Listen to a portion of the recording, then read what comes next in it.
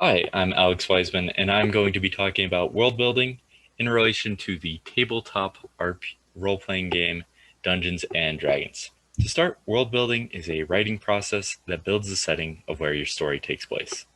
It can be a wholly original world, one that's associated with a fictional universe, or even one that is similar to our own reality with imaginary additions. For context, I will be talking about how world building is important to Dungeons and Dragons, and I'll be using the acronym D&D for short.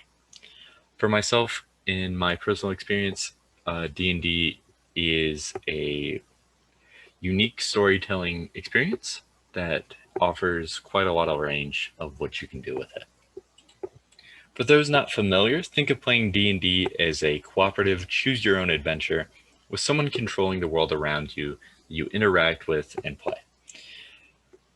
To demonstrate the importance of world building, I'm going to be using examples of several popular works of fiction and explain some of their methods that were used to build their world. This is a scene from the first Harry Potter film, where Harry is being introduced to the wizarding world and learns about the rules of this world, in this case of wands.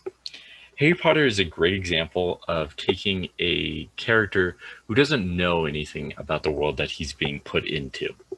Through Harry's experience, we as the audience learn all the rules of his world, how the history of this world, and through him, we begin to understand the world that has been built.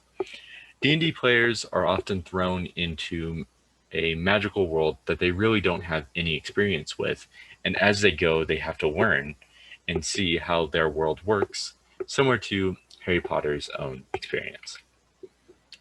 Next, we have the famous Cantina scene from Star Wars A New Hope. Today, a lot of these characters have their own backstories and even more tales to tell. Originally, though, they were empty shells. George Lucas, contrary to popular opinion, had no real clue of what was going to happen with this series.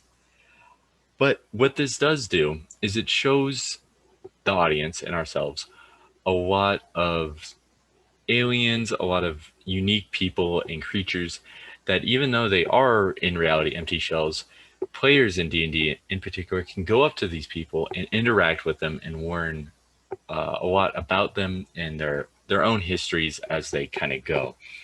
And as an audience, we can develop this kind of curiosity of who these people are and build a story about them, and it makes the world itself feel alive and feel natural.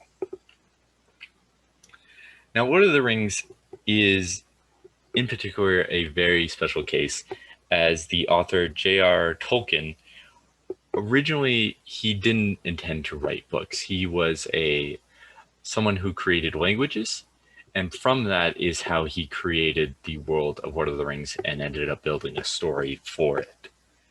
I would not recommend following his example, as he kind of goes into the very deep end of world building, but you can take a lot of his methods and build upon them. For instance, he does go into a heavy detail about the geography and the history, and from there you can really build a world that doesn't just feel alive, but actually feels lived in and has its own history and makes it feel special in those kind of own ways.